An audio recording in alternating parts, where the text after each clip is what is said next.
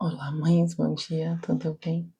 Estamos começando mais um dia com o nosso devocional Girando no Secreto. E hoje nós vamos fazer a leitura do capítulo 1, Amando o Lugar Secreto, o primeiro passo para gerar. Então aqui a Flávia Teodoro vai falar do que Jesus fala em Mateus 6, de 5 a 6, né? Mas quando você orar, vá para o seu quarto, feche a porta e ore ao Pai, que está no secreto. Então seu Pai que vê no secreto o recompensará. E aí ela vai comentar, né? Imagine a seguinte cena. Todos os dias o Criador, aquele que fez os céus e a terra, que criou você, seu filho e sua família, e conhece todos os seus sonhos, convida você a desenvolver um relacionamento íntimo com ele, dentro do seu quarto. Considere o grande privilégio de ter o Rei dos Reis compartilhando sua intimidade diária. Qual tem sido a sua resposta a esse convite? Você o tem recebido com alegria, como um grande privilégio ou um momento de oração que parece enfadonho, limitando-se a uma obrigação religiosa? Você reconhece a necessidade de orar, mas ainda luta para sentir a presença de Deus? Será que você ainda mantém uma visão equivocada deste lugar? Mudar essa percepção é o primeiro passo para começar a gerar as promessas de Deus em sua vida e na vida dos seus entes queridos. Eu confesso que o lugar secreto só se tornou um refúgio para minha alma quando se tornou absolutamente essencial em minha jornada como mãe. E aí eu, fazendo um adendo aqui, eu compartilho disso com ela. Para mim também foi assim, né? E saber que eu poderia falar com o Rei dos Reis, Senhor dos Senhores, ali realmente perto de mim foi uma mudança de mente mesmo. Passou a não ser um momento em que eu pedi ajuda a Deus quando eu precisava, mas que eu sabia que eu poderia ter um relacionamento com Ele. E aí, voltando para o texto, ela diz, né? Foi num momento de desespero profundo que compreendi a grandiosidade desse convite e tudo que ele representa na vida daqueles que genuinamente buscam os ensinamentos do alto. Meu objetivo com este primeiro capítulo não é apenas conduzi-lo ao lugar secreto. Eu desejo que você ame a tal ponto que não consiga se afastar deste espaço. Nos encontros secretos, ele compartilha conosco verdades sobre nossa identidade e revela mais sobre sua essência. No versículo de Mateus 6,6, Jesus não apenas enfatiza a importância da oração e do local onde devemos orar, ou seja, o lugar importa. Mas por que o lugar é relevante? Por que é dentro do quarto que desenvolvemos nossa intimidade com o Pai? Claro, podemos orar no chuveiro, receber ministração dentro do carro e orar com nossas irmãs na igreja, com amigas, entre outros momentos.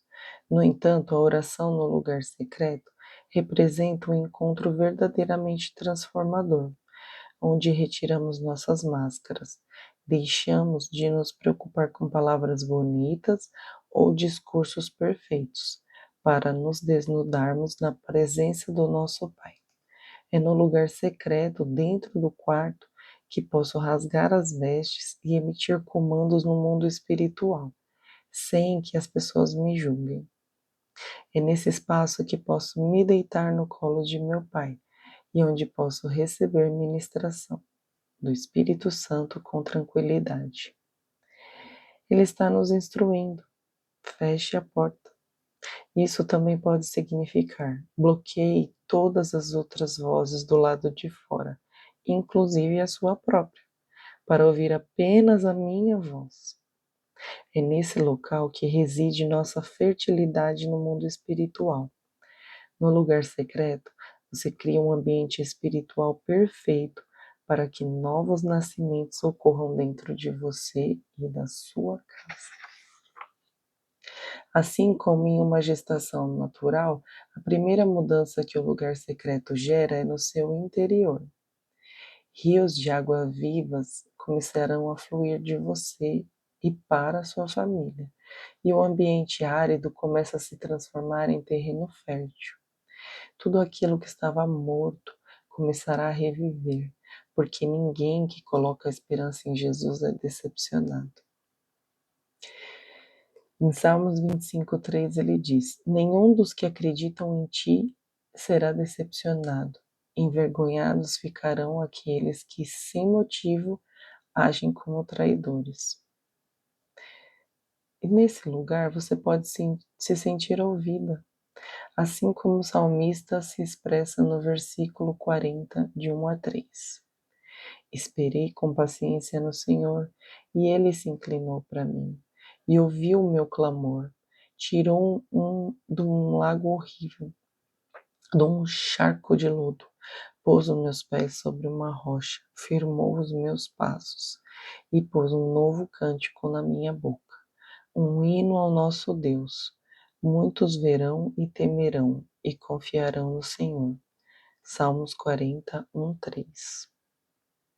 A mensagem de Jesus é clara.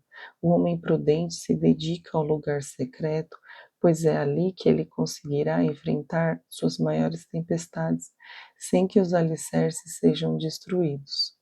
Mateus 7, 24 a 27 diz: Portanto, quem ouve estas minhas palavras e as pratica é como um homem prudente, que construiu sua casa sobre a rocha. Caiu a chuva, transbordaram os rios, sopraram os ventos e deram contra aquela casa, e ela não caiu, porque tinha seus alicerces na rocha. Mas quem ouve estas minhas palavras e não as pratica é como um insensato que construiu a sua casa sobre a areia. Caiu a chuva, transbordaram os rios, sopraram os ventos e deram contra aquela casa, e ela caiu. E foi grande a sua queda. Mateus 7, 24 a 27. Como enfrentamos as nossas lutas fora do lugar secreto?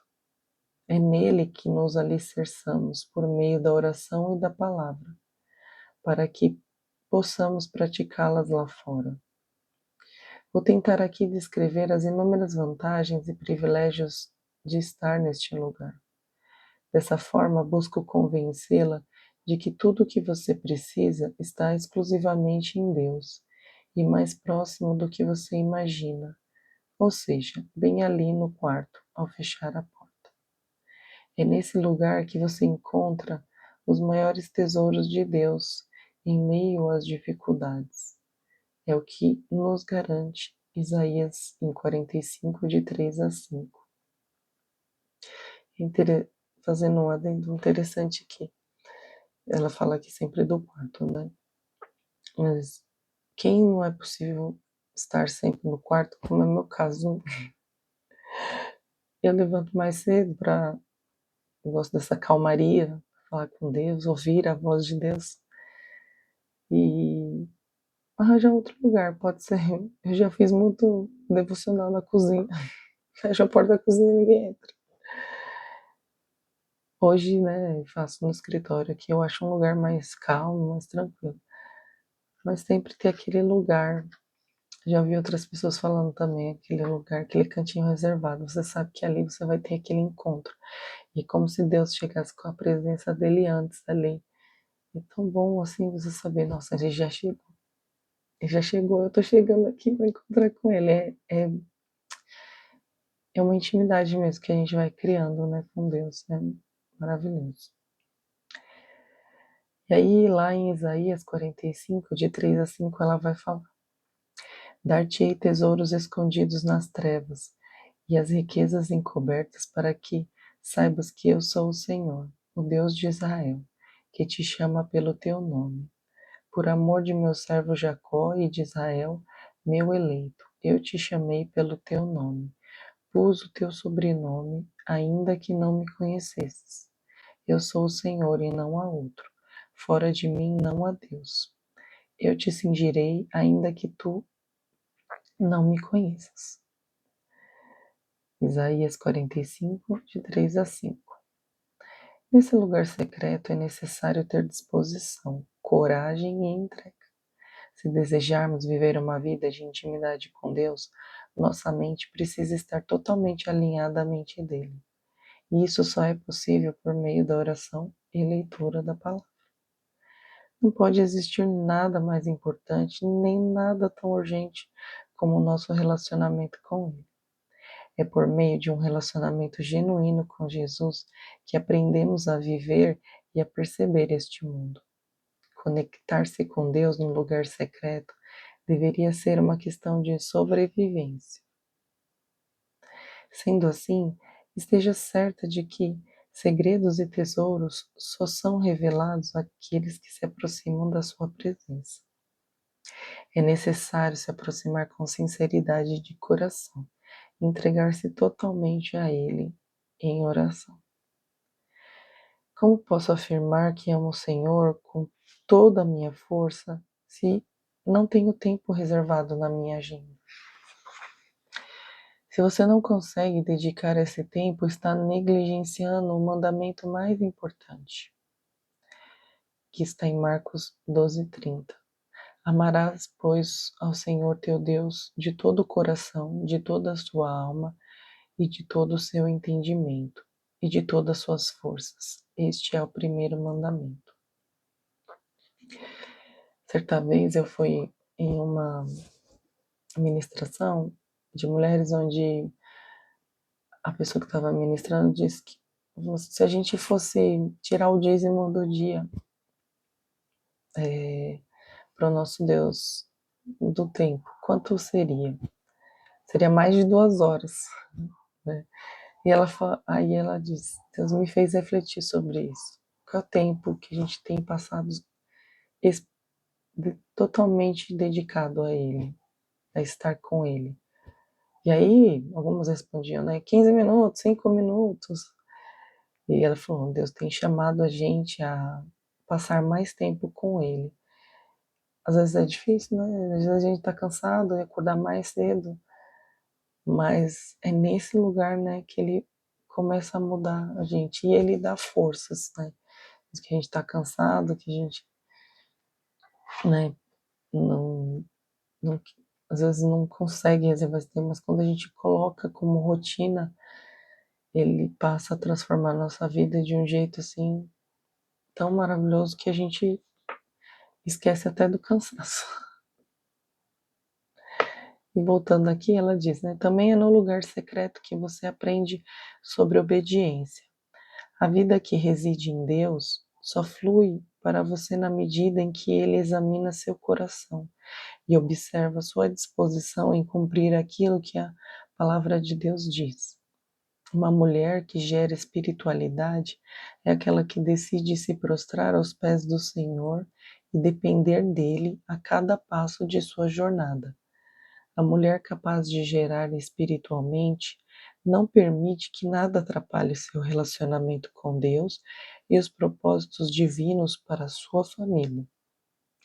Para gerar espiritualmente, precisamos nos arrepender de nossas iniquidades. E só conseguimos avançar nisso se permitirmos que Deus trabalhe em nós. As iniquidades são áreas muito sutis de pecado, como o orgulho, a rebelião, falta de submissão, incredulidade, inveja e egoísmo. Todos nós temos sentimentos assim, e eles só serão vencidos no lugar secreto, na presença de Deus. Quanto mais valorizo a intimidade com o Pai, mais características do Filho se reproduzem em mim. Isso não acontece como mágica, ocorre à medida que eu busco diligentemente.